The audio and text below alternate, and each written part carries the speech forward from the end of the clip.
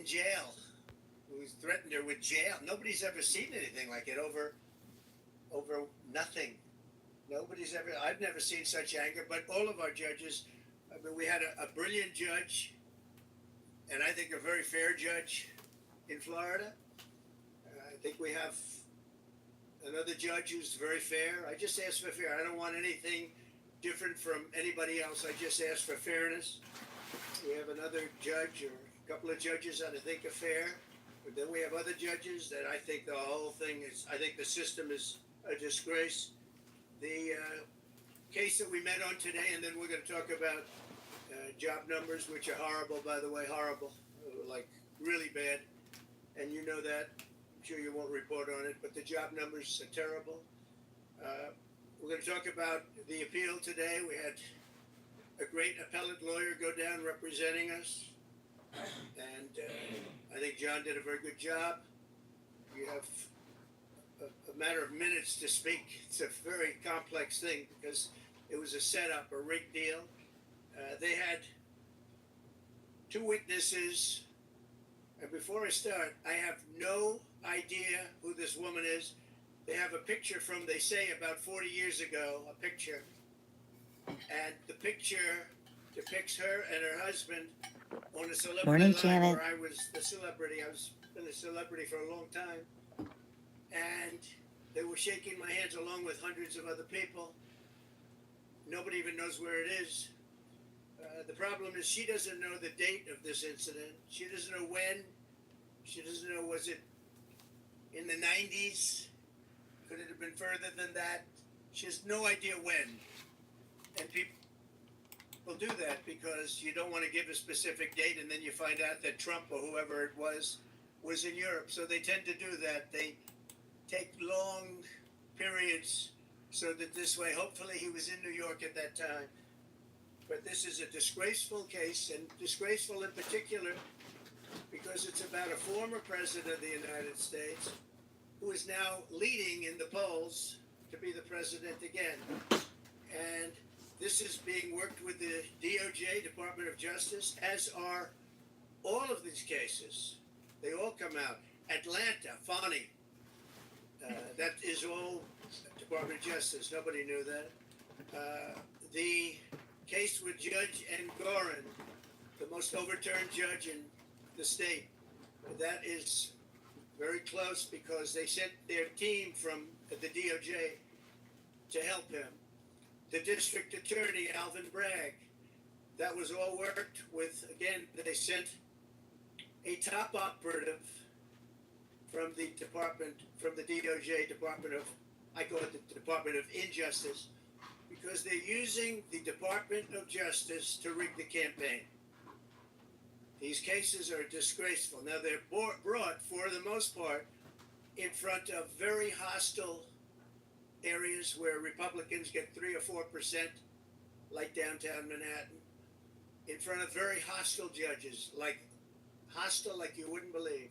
Judge Merchan, Judge Engoron, and Judge Kaplan, all of them hostile areas and very, very hostile judges. I've never seen anything like it.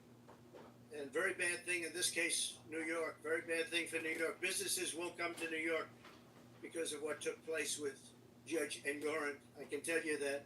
And probably the rest of them also. But this case involved a woman who wrote a book, and I guess she said something in the book. That's when I first heard about it. I first heard about it in the White House. And of course, I denied the story because it's not true. I have no idea who the woman is. And I never met her. Now, I don't know about a picture that was taken 40 years ago with her husband on a celebrity line, so I don't think that counts. But as far as I know, I never met her. I never touched her. I would have had no interest in meeting her in any way, shape, or form. Her husband was a news anchor, actually, John Johnson, a very nice guy. She called him horrible things. We weren't allowed to say that in the trial. She said horrible things about him. I guess they're since divorced. He's a very nice guy, African American, and she said very bad things. We weren't allowed to use that in the trial, which surprised a lot of people. But she made up a story, fabricated 100%, that I attacked her at Bergdorf Goodman. You know, it's very interesting. I don't think they were allowed to use this either. Her favorite show is Law and Order. And there's a almost exact story as her story in Law and Order about being attacked in the dressing room of a department store. I don't know if they used the name of the store. But that's her favorite show, Law and Order. She said that. And anyway, this evolved into a defamation case against me because I disputed her words because I told the truth.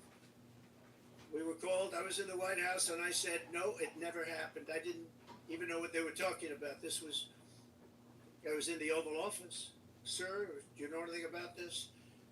And this had to do with a book, and she had a few pages in a book making this claim. By the way, there was never a claim. There was never a police report. There was never anything mentioned. There was never publicity 30 or 40 years ago, whenever it took place. Nobody knows. She doesn't know when it took place. When did it take place? She has no idea. She thinks it was in the 1990s. It's ridiculous. She thinks it was in the 1990s. And the judge, we had two trials. We asked for a consolidation. He said no. The reason he said no is he'd rather have double the publicity because that's bad for me. Very bad, because I'm running for president. And this is not the kind of publicity you like. And whether it's true or not, it's horrible. And in this case, it's so false. It's a made-up, fabricated story by somebody. I think initially just looking to promote a book. And when they called me, I denied the story, got sued essentially for defamation because I'm denying the story where I'm right. I should be suing her for defamation. Bluetooth connected. So that's where it is. Now, there were two witnesses. One is a woman who's followed me for years. Lost connection. She said in 1979, I was in an airplane with her, commercial flight, and we became very intimate. Ready I just sat for down. connection. I think I had the book, The Art of the Deal. I was famous then, too. I've been famous for a long time. And we're sitting in first class, according to her. Never happened, by the way. Totally made up story. She's a Clinton person, too, by the way. Big Clinton person. She made up the story. And so many years ago, and I think it would be 1979, one of my many people behind me could correct it, but I think she said 1979. It's a long time ago. Bluetooth connected. I believe I had some pretty big success then, and I was being talked about a lot. Maybe The Art of the Deal was out, sometime after that. I'm not sure. But I was well known. And passengers are coming into the plane. And she said I was making out with her. And then, after 15 minutes, and then she changed her story a couple of times. Maybe it was quicker. That I grabbed her at a certain part, and that was when she had enough. Now, so think of the impracticality of this. I'm famous. I'm in a plane. People are coming into the plane.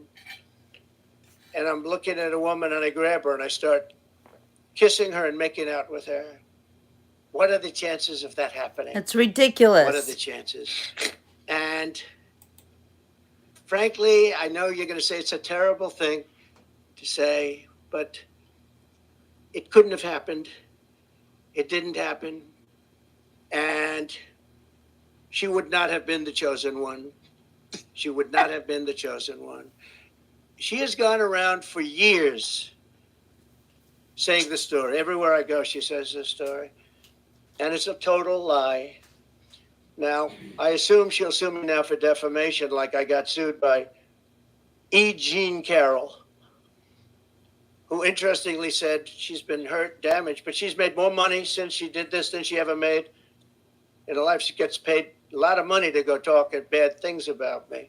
So remember this whole thing started along with just about every other case I'm involved with the political campaign of Harris, and who's having a bad time because she can't talk, of Harris and Joe Biden.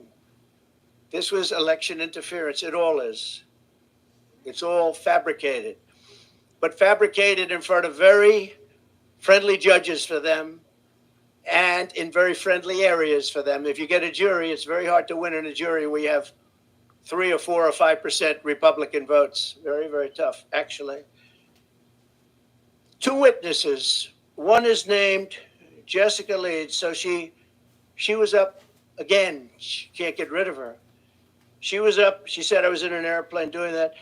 A couple of things. You have an armrest in planes back in those days. Oh, by the way, she didn't know anything about the flight, where we were going. Where I was in very few flights. I was a New York guy building New York buildings. I was in very few airplanes, I will tell you, in those days. 1979, I think. It's a long time ago. But you had the armrest, and in the old days, they didn't move. Okay? But she said she then got out and she went to the back of the plane, and that was the end of the story, I think. And this story has followed me for years. But just to finish with her, Jessica Leeds, no police reports, no witnesses, no corroboration of any kind, no criminal suggestions, no nothing. Then you have another one, and this one is a writer for People magazine, who I actually thought was very nice. She came to Mar-a-Lago, and she wrote the most beautiful story you've ever seen. It was a love story about Melania and myself, a love story in People magazine. And that was it. It was a cover, I think, but it was a beautiful story. Everybody would love to have that marriage. She said the nicest things about me, about Melania. You have the story. I mean, you can read the story. And her name was whoever. Let's see. Her name was who? Swarnoff, yeah. I don't have it. Whatever her name was. I don't know the lady, so perhaps it's much better that way, but I really don't know the lady. So she wrote this beautiful story, and about, I don't know, years later, no police reports, no anything. Years later, the same person they called up, did you attack at Mar-a-Lago this woman, this writer, whatever her name is? And she was a witness in a case. Her and Leeds were the 2 witnesses, only 2 witnesses. Did you attack her? I said, who is she? And they said, she writes for People magazine. I said, I don't know anything about the lady. I had a story long ago, years before, about People, but it was a very nice story. So I don't know. It has to be made up because I don't know what you're talking about. It turned out that the same lady that wrote this beautiful story years later said I attacked her. Now, think of this. Oh, and she said the butler knew everything. The old expression, the butler did it, right? Very famous in crime stories. Well, the butler was Tony Senecal, worked for me for a long time. He was retired at that time. That was years later, he retired. Natasha Retired when this Stoynoff. hoax came out. And what happened is he totally confirmed my story, and he didn't even work for me anymore. He passed away a couple of years ago, a good man. He said, the woman was crazy. It never happened. I was the one that served her whatever she was drinking. And I was there, and nothing ever happened. But you don't need the butler. All you have to do is read the story. Think of this. A woman comes into Mar-a-Lago, interviews me about a love story about my wife and myself. And during that interview, I attacked her and pushed her up against the wall violently. Okay? And then she leaves and she writes a perfect story. A perfect story. She doesn't mention the event. Again, there's nothing on file at all. Zero. There was no complaints. There were no complaints to People magazine. There was no witness. There was nothing. Yeah, well, there was a witness, the butler, and he's already said everything. He's already told the story. Because this story, likewise, like Leeds, this story has followed me around. I could go through many other stories outside of this. You know, it's very funny. When you're rich and famous, you get a lot of people come up with a lot of stories. But you're writers, and some of you are legitimate writers, and some of you aren't. Some of you are fake news, and some of you are real news. But put yourself in my position. I'm running for president, and I have all these cases all of a sudden come out. And they're fake cases, and they report back to DOJ. And you have Lisa Monaco, one of the people at DOJ who I saw the other day talking about the Russia hoax. And yet she's friends with Andrew Weissman and that whole group and crew, who should be sued, by the way, because they're not a charity. All they are is a political organization that goes after Trump for the last 8 years. I mean, he's a sick person that runs that too. But Lisa Monaco is in the Department of Justice, but she's a Andrew Weissman person who's been after me for years. So far, he's failed. And he's having a heart attack because I'm leading in the polls. I guess if you look at the Nate Silver, very respected guy. I don't know him, but he has me up by a lot. So let's say we're leading, or let's say we're tied, or let's say what difference. I'm in the race. It's between two people, but I think we're leading by a lot because the opponent refuses to do an interview because she can't talk. And they're not going to skate through it. I'm not going to have a Marxist president. The people are getting it. That's Benny So- Johnson giggling in the background. We go down to court today to talk about this case is a scam. And all I can say is that I never met the woman other than this picture, which could have been AI generated. I don't know. Showed up out of nowhere, but it's fine. Nice picture with her, her husband, and lots of other people are online. It's a celebrity line. But never met her, never touched her, never had anything to do with her. The other thing is I was very famous then. If I would have walked into Bergdorf Goodman, the department store that she said, everybody would have said, oh, there's Trump. And it would have been at that time on page 6.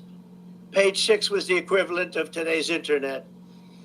And it would have been a big story if I would have walked into that store, gone into a dressing room, and supposedly, you know what, to her. Never happened. Never happened. Total phony story. And I feel sad that I have to come up here and explain it. I have all this legal talent, but legal talent cannot overcome rigged judges. They can't overcome a 4% Republican area. And I'm disappointed in my legal talent, I'll be honest with you. They're good. They're good people. They're talented people. Today at the trial, they didn't mention the dress. So the Monica Lewinsky type dress was a big part of the trial. Big part of the trial. I said, why didn't you mention that? And I heard there was a dress involved. And I wasn't frightened at all because I did nothing with her. Never touched this woman, saw this woman, had no idea who she was. But they have a dress, sir. I said, so what? Well, sir, it's very sir. They used that dress to try and intimidate me. They used that dress with the public. That dress was such a famous dress. It was Monica Lewinsky, part 2, the dress. Prayers indeed, Linda. And the judge wanted it for trial. And it was going to go into trial. And then they found out there was nothing on the dress, which I knew. And then the judge wouldn't allow it to be used. So they used it as a cudgel. They used it as a hammer over my head. And then the judge, when he heard that it showed totally negative, the judge wouldn't allow us to use it at trial. Then there was an Anderson Cooper interview where she said essentially, no, he didn't rape me. She was selling her book. She wrote a book. The book would have been a total failure, probably was anyway, although probably sold more recently. Again, this is a woman that wasn't doing well until she came out with this stuff about me. And that's happened to others too, by the way. She's not the only one. But they have the Anderson Cooper tape. And in the Anderson Cooper tape, it's an interview of her. And Cooper says something to the effect, did he rape you? Did he rape you? He was so happy. Oh, did he rape you? And she gave a very good answer for me, but a bad answer for CNN, for Anderson. And he said, we're going to commercial break right now. We're going. Then she came back from commercial break and she was much more hostile. But this man wouldn't let us use the tape or the proper questions having to do with the tape. Wouldn't let us, Judge Kaplan wouldn't let it be used. We wanted to get the outtakes. In other words, what did Anderson Cooper talk to her about during that intermission for a commercial that he called for immediately? Where do you see this? I mean, some of you have seen it, some of you haven't. We're going to commercial break right now. And so what happened is we weren't able to use it. The other thing is we had not one trial, we had two trials. Nobody understands why. We asked for a consolidation. And I wanted to show up to the trial, to the first trial. My lawyer, who's not up here, not with us any longer, sir, you should not show up. You're the former president or the president. I don't even know when the trial was, but you're the president of the United States, sir. This is beneath you. I've got this 100%. The dress is negative, but he wasn't able to use it. Sir, it's beneath you to show up. I said, but wouldn't that be bad for a jury? Wouldn't that be sort of bad for a jury if I don't show up? He said, sir, you don't have to show up. I've got this. You shouldn't do it. It's beneath you. It's beneath the office of the president. I understood what he meant by that. And so I didn't show up. And I was found guilty of something that I didn't do with a woman that I have never seen, touched, or in any way was involved with, nor would I want to be. I would not want to be. My people said, please don't say that. I would not want to be involved with her. And that's where we are. So we're appealing it. And people would say it's not a friendly panel based on the appointments, but you'll look that up yourself. But I hope they understand this is the office of the President of the United States, and there has to be fairness shown. Our court system is looking so bad. If you're a Democrat, these are all Democrat-appointed people. Biden, Clinton, I think others. 3 people. They seem very good today, and I mean, they seem absolutely fine, but I've read and I've heard it's not a friendly panel, but I wasn't surprised because I don't get friendly panels. But where we've had fair judges, where we've had brilliant judges, frankly, I don't know the judge in Florida, Judge Cannon, don't know her at all. But I think she's a brilliant woman. I think she handled a scam. It's a scam case. That's the documents case. That's the case where Biden, who had 10 times more documents, took all this stuff for years, 50 years, and he was exonerated. Of course, they said he was incompetent, so he wasn't fit. So he was exonerated based on that. But me, I don't get exonerated so easily. And I had a thing called the Presidential Records Act, which exonerates me. But we won that trial, and the other side plays the ref. Crew and Weissman and all these people. And again, Lisa Monaco should not be involved in this because she's been after Trump for years, and now she's like the second person at the DOJ.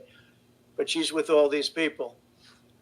And they're playing the ref, and they say terrible things about judges. They do it with the Supreme Court justices because they think they're going to intimidate them. I think it should be illegal.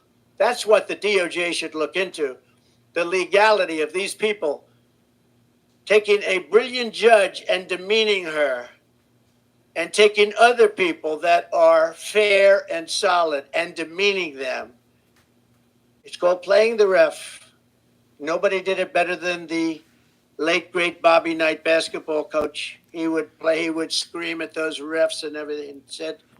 They say, Bobby, you're not going to get the decision overturned. Yep, but the next one I will. And he was right. He was a great basketball coach. Last coach to have an undefeated season. The last coach in basketball to have it many years ago. He also endorsed me, but he played the ref.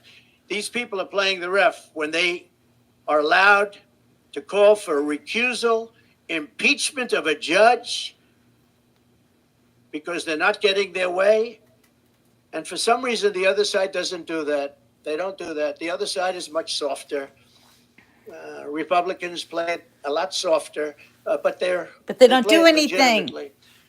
So I'm going to ask, if I might, Will Scharf to come up, just say a couple of words about what took place today. One of our attorneys working on this it's a ridiculous case. Remember, it never happened. It was made up for political reasons. And the DOJ is behind everything. Every one of these cases. It's political interference. It's a witch hunt, just like the fake Russia scam was a witch hunt. And just like they want to start that scam all over again by announcing that Russia, we're talking about. And you know what they do when they do that? They intimidate people from having a fair election. They intimidate poll workers from speaking up when they see crooked things take place in the election. And it's a disgrace. Our country's in serious trouble. Our judicial system is in very serious trouble. Will, please come up. Thank you. Good morning, y'all. My name is Will Scharf. I'm one of President Trump's attorneys. Today, we presented oral argument before the United States Court of Appeals for the Second Circuit in one of two cases brought against President Trump by E. Jean Carroll. Now, it's really important to remember that E. Jean Carroll's story at its heart is an utterly implausible he said, she said story. There is no corroboration for anything she has ever claimed about President Trump. There are no corroborating witnesses. As President Trump alluded to, there is not confirmatory DNA. No police report was filed at the time of this alleged incident. She was unable to identify when this incident occurred until quite recently. No surveillance evidence or witnesses have ever been found or come forward confirming any aspect of E. Jean Carroll's story. In light of that, in light of the utter implausibility of the story that E. Jean Carroll was attempting to sell to the jury in this case, her attorneys introduced evidence that should have never seen the inside of a courtroom. Utterly insane efforts to introduce propensity witnesses, Jessica Leeds and Natasha Stoynoff, most notably, in an unfair and improper effort to buttress E. Jean Carroll's failed attempt to assault President Trump. Jessica Leeds' story is instructive here. This is a woman who claims that in the middle of a crowded airliner in 1979, President Trump assaulted her. Leeds has never been able to identify where this plane departed from, where it went to, the date of the flight in question, making our efforts to disprove her testimony extremely difficult. Under the federal rules of evidence, this story should have never been allowed to be presented to the jury in this case. The same is true of Natasha Stoynoff's story, which again lacks any indicia of reliability, any sort of credibility, any sort of confirmatory testimony from other witnesses, or anything else that would make you believe that this actually happened. So on the one hand, you have a judge who allowed in this improper propensity evidence that should not have been allowed in. In our view, that polluted the jury's deliberations in this case. That presented a story to the jury of a series of a pattern of conduct that the jury should not have been considering. And we think that absent that propensity evidence, no fair jury could have reached the verdict that was reached in this case. And as a result, we believe that this verdict needs to be overturned. But there's more than that. In addition to this improper propensity evidence, President Trump and his trial team were prevented from cross-examining E. Jean Carroll and other witnesses on crucial issues in particular, relating to political coordination and the political motivation behind this entire lawsuit. This is a lawsuit that was instigated in large part by George Conway, a longtime political foe and adversary of President Trump. This is a lawsuit that was funded by Reid Hoffman, a key political ally of the Biden-Harris administration and a major Democrat donor. We were limited in the evidence we were allowed to present at trial about these crucial facts. We were prevented from cross-examining E. Jean Carroll on aspects of that dynamic that underlies this entire lawsuit. And that, too, unfairly corrupted the jury's deliberations in this case and requires reversal of the jury verdict. I think this political coordination point is particularly important, though. It's important to emphasize because what we have seen in the last few years is a weaponization by the Biden administration and by their political allies of our legal system and of our courts to unlawfully, unconstitutionally interfere with President Trump's core First Amendment right to run for president. That is a right guaranteed to him by the Constitution. That is the right that his political opponents are attempting to strip away from him. We have seen this in case after case after case where unfair political motives have underlay what should be serious legal proceedings. And I think when you look at this situation in toto, when you look at what the left, when you look at what the Biden-Harris administration is attempting to do to President Trump, this is insane. This is an absolute abuse of our legal system. It's an absolute abuse of the rule of law. It should be deeply offensive, not just to political supporters of President Trump, but to each and every American. With respect to today's appeal, we are hopeful that the Second Circuit understands what's at stake here. We are hopeful that the Second Circuit understands what occurred during this trial, which was an improper use of evidence to buttress E. Jean Carroll's entirely meritless claims on the one hand, and an improper exclusion of evidence that would have informed the jury about the true motivation behind this lawsuit, and that we believe would have resulted in a very different verdict. Thank you. Unbelievable. Good afternoon. I've done this one too many times. Here we go. Actually, too many times for the last Thank you, 3.5 years while President Trump has been trying to fight to get this country back. And I want to speak to the American women, and I want to speak to the people that need to get out and vote on November 5th. I have sat with President Trump for years now, while he has been targeted with lies and with judges, AGs, and DAs who have specifically run in this city and others on getting Trump. The Trump administration will fix this problem.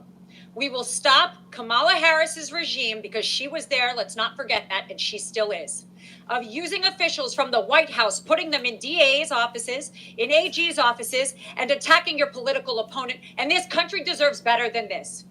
We do. We should not be sitting here at a press conference talking about this. We did this in 2016, and every woman had no reports. They come out when it's election time. And as a woman who has stood with President Trump, who has spent extensive time with President Trump and with his beautiful family, I will tell you, that is not President Trump. And I completely am disgusted by what I have seen happen to this person, his family, and the Trump organization that we stand in right now. You must vote Donald Trump back in, because as an attorney, as a woman, as a mother, our future of this country depends on it. And we need to stop this from happening. The DOJ is supposed to help our country and protect us, not attack us, because you cannot win in the polls. Thank you. Go, Alina. Awesome, awesome Thank you speech. very much, both. And Woo! just in finishing, On fire. We Yeah. have numerous other trials that are also very much in coordination with the DOJ. They actually took just about their top person and they put them into the offices of the Attorney General of New York, and then also the office of the DA Bragg's office, to make sure the case is brought viciously against their political opponent. And it's a shame. It's a shame. Businesses will not come to New York because of it. They actually, in the case of Engoron, they used a consumer frauds case, never used before for a thing like this. And not only were my numbers correct, And again, this was a generality. All you need is a general, but I had really good numbers, but they were very conservative, very much on the low side. And the judge knew that. And the judge ruled a fine against me, the likes of which has never even been heard of. Businesses will never come to this state as long as that is able to be held up. Because we won that trial so conclusively. We had an expert witness said that President Trump's this was an expert witness from the Stern School of Business, one of the most highly respected people in the country as an expert witness. He said, to the best of my remembering, it's a big statement, but he said, this is perhaps the best financial statement I've ever seen. But the judge made me pay like a $400 million fine. This is a consumer fraud statement. Think of it. Consumer fraud's case that they made it in.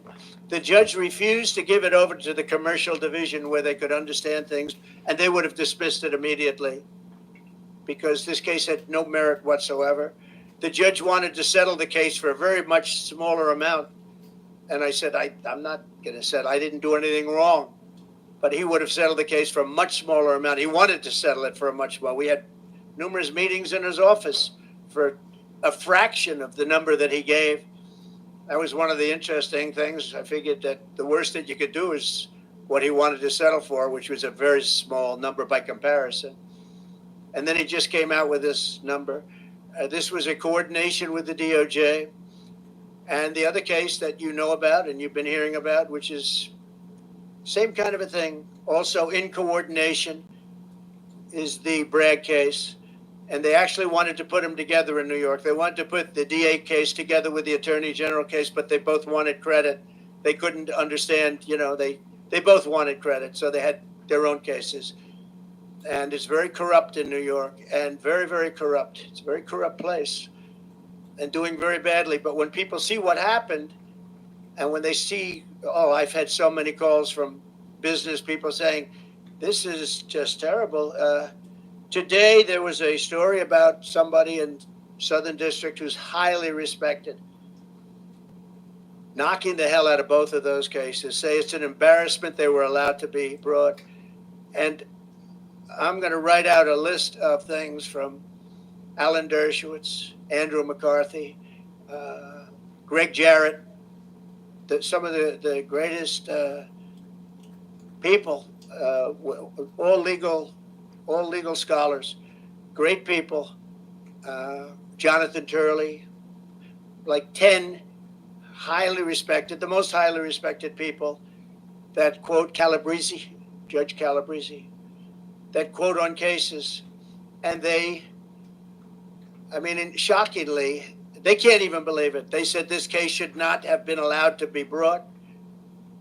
And that's about pretty much both cases, but it's about the case that we have in front of Judge Merchan. That case is a disgrace. Should have never been allowed. I did nothing wrong. And he took a non-existent, long expired by the statute limitations, misdemeanor.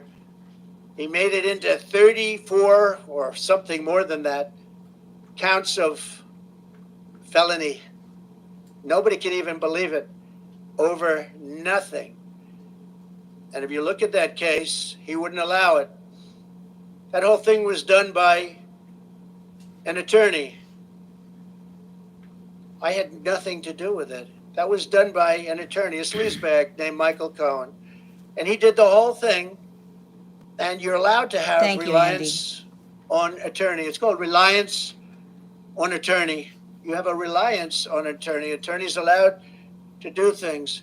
And all it was is a non-disclosure agreement with somebody that said nothing happened, by the way. I might add that. If you don't mind, I'll add that. We have a statement, nothing happened. And he got a non-disclosure agreement. He did it on his own, and this judge refused to allow us to use that as a defense, the attorney-client defense, which is very standard. Other people have never heard that you're not allowed to use it, but he's the one that did it because I was running for president and running the country. He's the one that did it. So all of these cases are a disgrace. But the case that we had today downtown, I wish we could have mentioned the dress. Again, got the idea from Monica Lewinsky, but it was negative, wasn't allowed to be used. I wish we could have mentioned many of the other things, and I certainly wish we could have gone to CNN and got the outtakes, what's called the outtakes. What did Anderson Cooper tell her during the commercial? I'd love to find that out. So that's where we are. We have a very corrupt system of laws, but in that system, we have some very good judges also. And I think in the end, the good judges will prevail. And I hope Democrat appointed judges can see a scam like this, where somebody just makes up a story, probably out of Law and Order. I don't know. She made it up out of somewhere, but check out the Law and Order episode that we're talking about. Make up a story, and I end up getting sued. And by the way, the punishment is like $89 million and wouldn't have two cases. Should have been one case. But two cases is better because you get double bad publicity. We asked the judge, could you consolidate the cases? Same case. And he refused to do so. He wanted two cases. So two cases, two sets of lawyers, two everything. It's really, really very disgraceful. Let me talk about job numbers because, as you know, they just came out and they're a basic disaster. They are really bad. You had numbers that are shocking. Native-born Americans lost 1.3 million jobs, while foreign-born Americans were able to take all of those jobs. So foreigners coming in illegally, largely illegally, into our country, took the jobs of native-born Americans. And I've been telling you that's what's going to happen. Because we have millions and millions of people pouring into our country, many from prisons and jails and mental institutions and insane asylums. Traffickers, human traffickers, women traffickers, sex traffickers, which, by the way, that's the kind of thing that people should be looking at because it's horrible.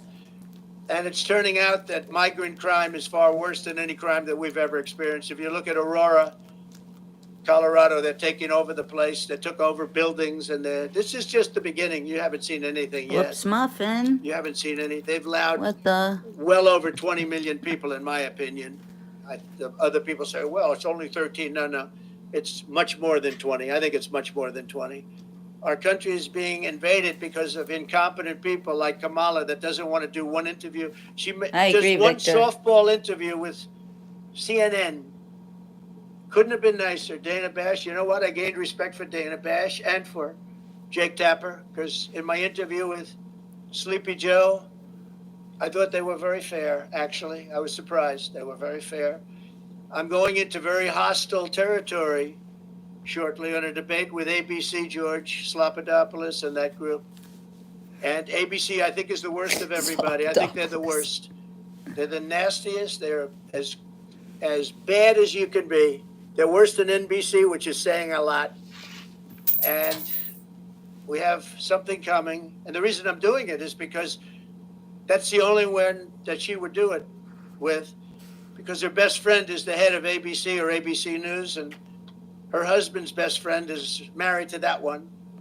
So, and Donna Brazile is there. You remember the famous Donna Brazile? She gave Hillary Clinton the questions.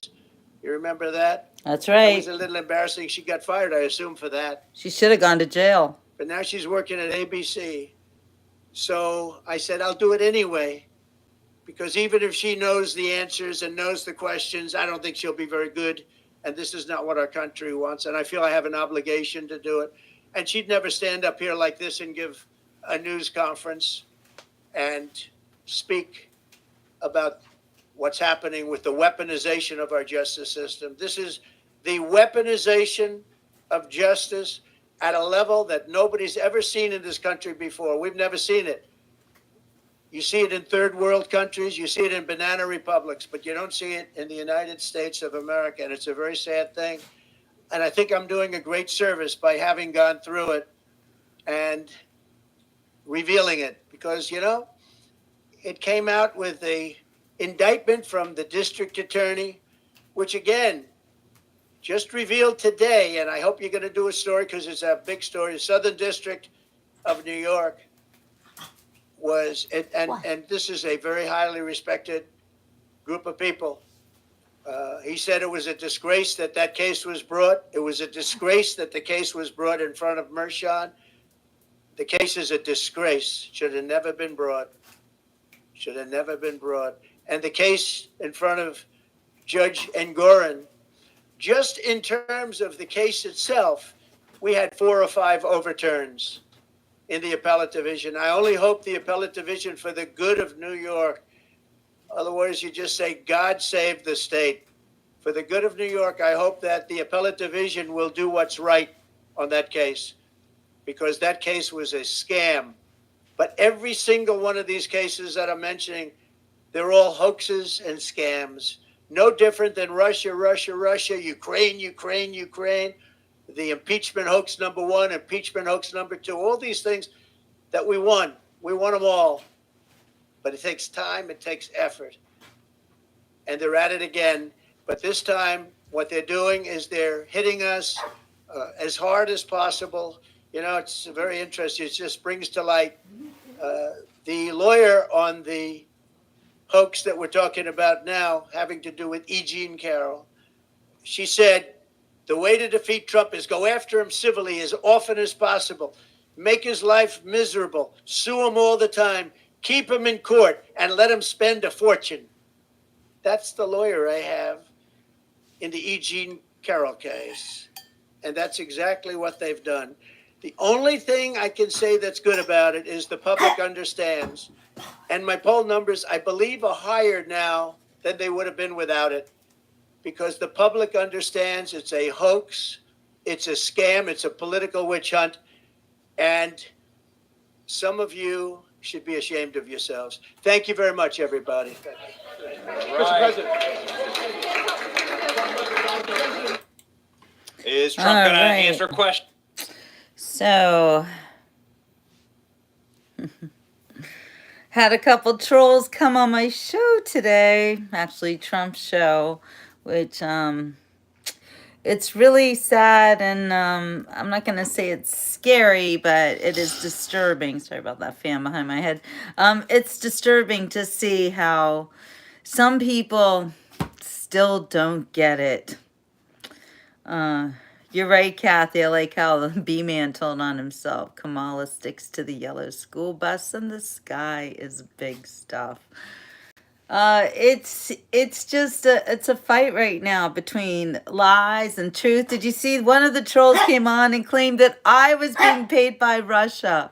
Miss Muffin she got her breakfast.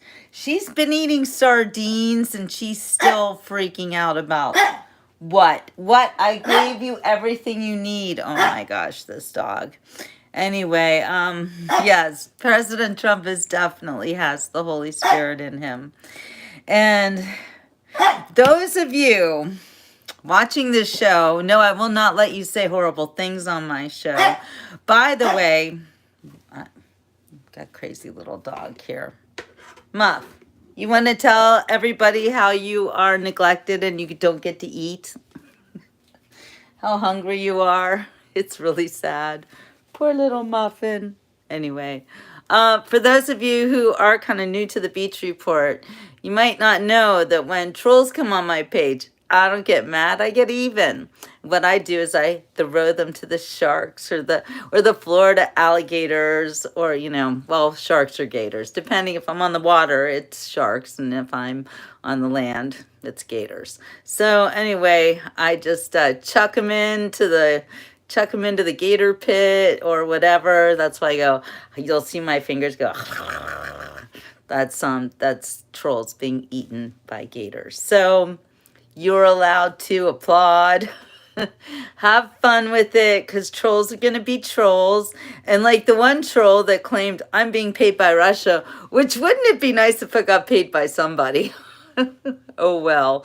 That's why I always say that lies they're very expensive, but the truth is for free, which is the reason why I don't get paid to be a journalist anymore. Anderson Cooper, however, makes $6 million or something like that.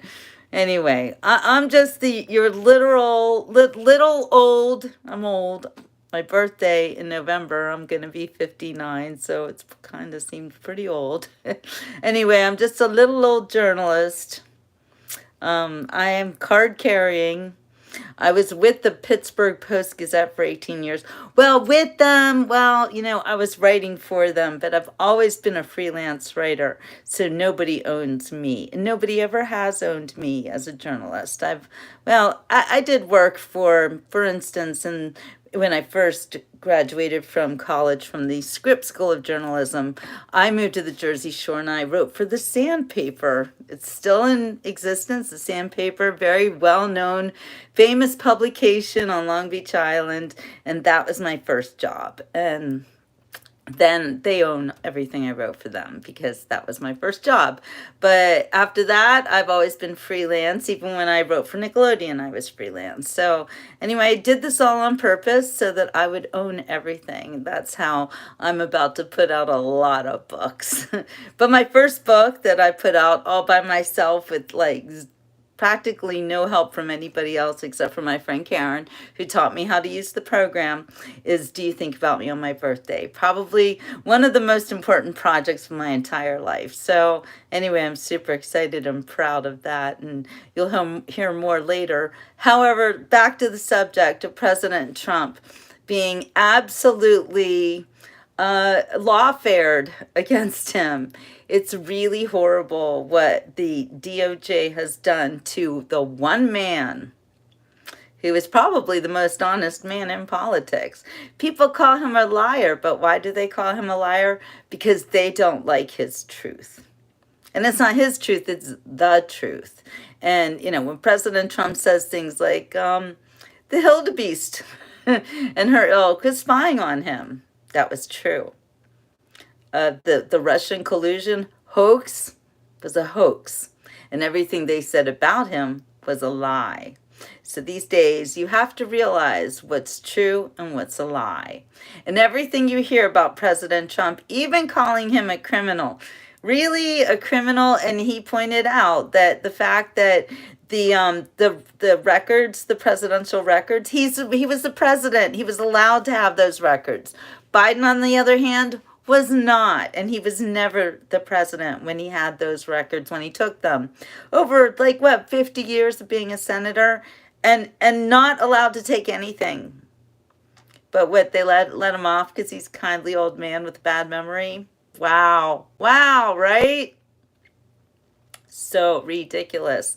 This E. Jean Carroll hoax is one of the worst ever. It's, they got this Me Too movement, but yet they let President Trump be accused by women who have no dates and times.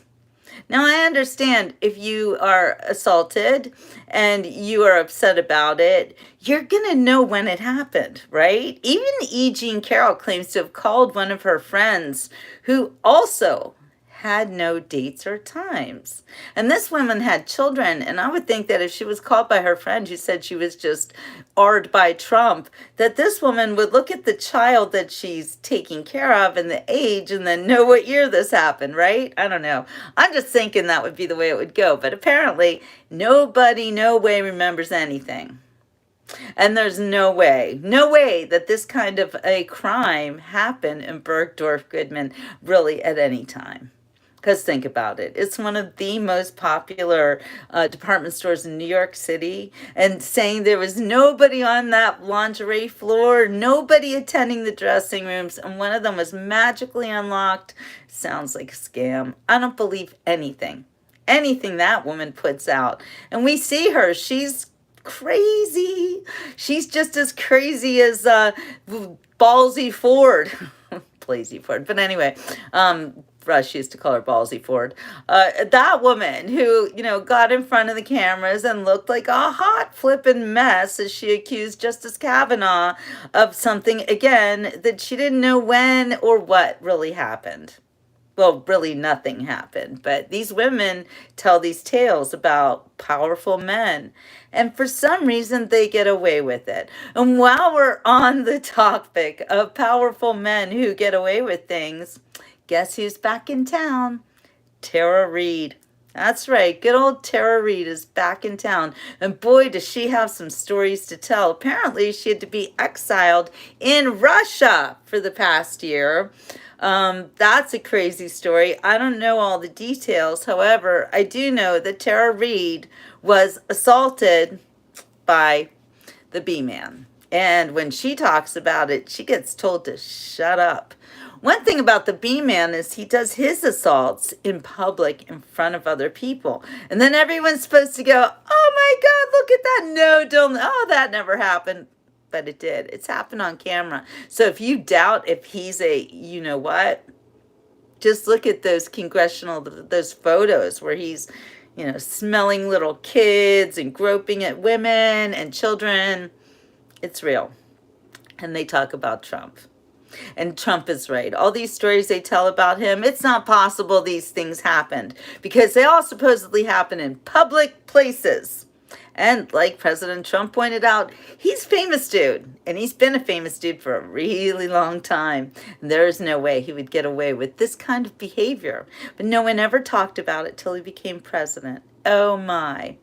So anyway, just a little reminder, if you want to come on my show and talk crap about President Trump or me or anybody else, you are going to get moderated right the heck out of town. So yes, I do censor on my show. I censor losers. No losers allowed. I don't suffer fools very well. All right, you guys, well, have a wonderful day, and we'll see you on the next Beach Report. Ciao for now. Arrivederci.